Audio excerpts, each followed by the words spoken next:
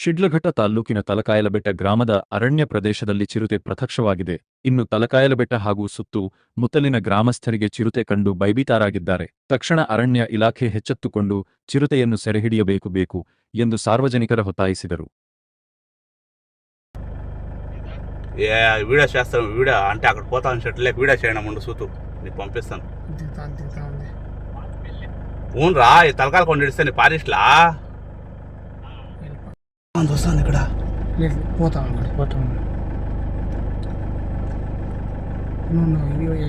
వస్తుంది, అట్లే ఉందండి, ఇలా వస్తుంది.